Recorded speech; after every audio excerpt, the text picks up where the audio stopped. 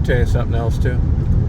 It's going to be a scorcher today. I'm going to see if the preacher's there. Give him $100 for Marty. Praise the Lord.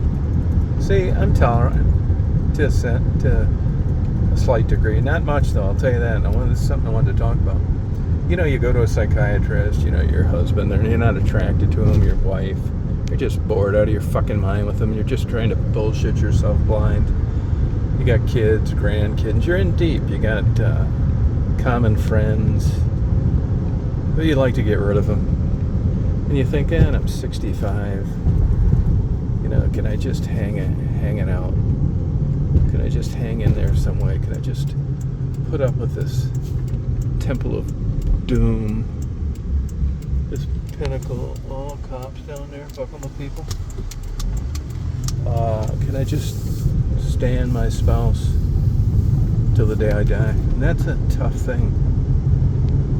It really is, because you might get a glimpse of a book in a bookstore or see something on TV that you only live once. And then that circles you back to this person that you've been stuck with your whole life. Yeah, stuck. It's as succinctly as I can describe it.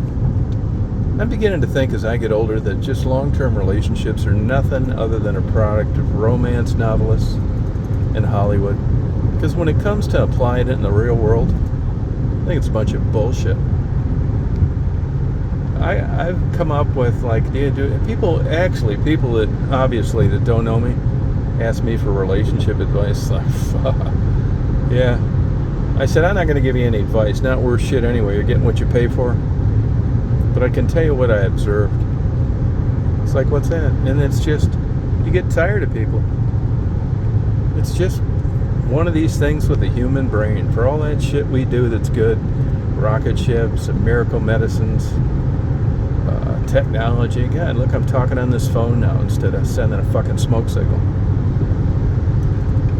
There's this part that we pay dearly for, and it's greed, the only animal that kills for money. And it's this bullshit we try to believe to be true that isn't. And I learned a long time ago, not that it's worth shit either, but this is why people seemingly don't get better. You go to a psychiatrist, you're on fucking Prozac. And the real reason that you're just on all this shit is because you're so fucking bored in the relationship you're in. You want to bang out some strange ass, but you don't want to be a liar and a person that's not upfront. So you're just kind of caught in this conundrum of zero sex, being unattracted to this person you've been stuck with all these years, and wanting to bang out some new ass on the side. But you're older, and you wonder how you do that. And you got a wife that's a lunatic about porn. Well, let me tell you this, and I do this, and this is what spurned my video about no longer hanging around with Democrats. You go get counseling. You know, it's just like crazy liberals in Michigan. You can have two of the biggest dirt bags in the world as your parents.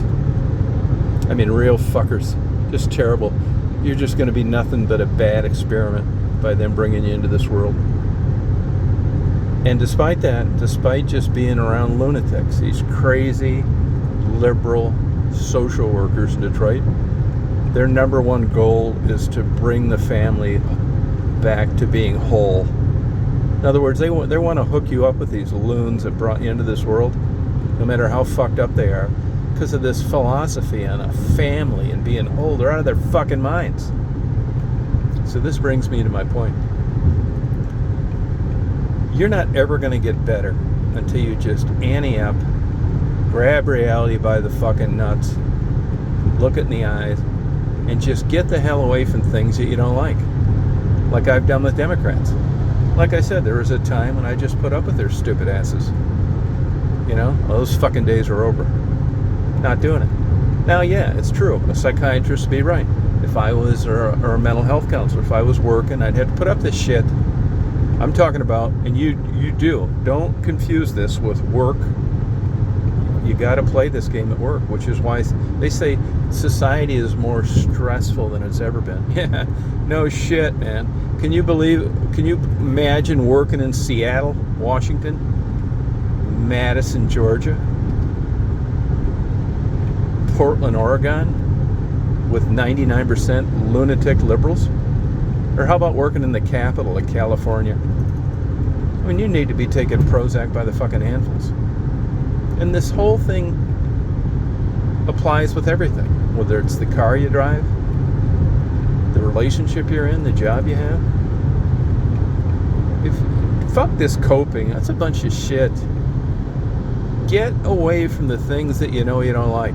That's why these losing stalkers on YouTube, if you don't like me, just go away. Don't put my name in your title. Don't make another screen name and log on. Tell me I'm a big douchebag. Just go the fuck away. Don't interrupt my chats. Just beat it. So whether it's a job, if you can afford it, if you've got a hobby, it's like, well, I've been into this 40 years, I don't know how to do it anymore. Let me tell you, if you're really into something you like, you will find ways to do it. I mean, I read a lot, but honestly, I don't particularly like it. But I have found no other way to learn these things other than do it. So I have to buckle up, ante up, sit down and fucking read. So I do. But I don't love it. It's certainly not like super fun shit.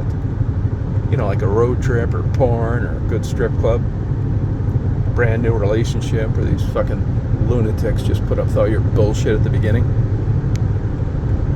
And if you're new to dating, there's a short time period you can get these new people that you're sexually involved with to do anything. My advice is get going, because that day is not going to last. You're going to go from, oh, whatever you want, the little giggle coming out, to you do that one more time and calling the police. Yeah, it can go around the clock. I'm not shitting you. Get the fuck rid of them. So here's today's lesson. You're not going to have any problems if you eliminate the things that you don't like. If you don't like housekeeping, pay somebody to do it. Okay? If you don't like where you live, move. If you don't like who you're hanging around with, cut their ass out of your life. I've done that with like a bunch of people. I still get calls maybe one every couple months. People leave messages that I just decide to cut out of my life. They don't know why I don't call. What did they do? I just got a letter from a lady in Illinois. Like a 2-page letter. What was it that she did that made me not want to talk to her? Where do I begin? Not only these people that you don't want in your life just a pain in the ass, they don't want to acknowledge that you don't want to have anything to do with them. I mean, if I don't call you back, I don't text you back, I don't answer the phone when you call, I don't respond to your letters or emails. Hello? I mean, there's not much left, is there? Go away. That's happened with my YouTube thing too, which I'm happy for. Like I've said all along, this way, if I meet somebody, they know exactly what they're in for. It isn't going to be, God, this guy's, as Tom Reed, he seems so nice. He feeds birds and cats, and then he just talks about this crazy shit. And I was surprised. Well, you will not be surprised ever if you meet me, which you probably won't. What you see is what you get. There's not going to be any scandals, because I'll tell you about them either before I do them, while I'm doing them, or shortly after they've happened. There's no smoking gun. And to me, I think that's a virtue. If you place high value in people being straight up and honest, you would love me as a friend. If you don't, you want me to tell you look like you've lost weight when you didn't, well, there's probably better candidates. I'm just not for fluffing bullshit up. I'm going to rock on to Augusta. Party on.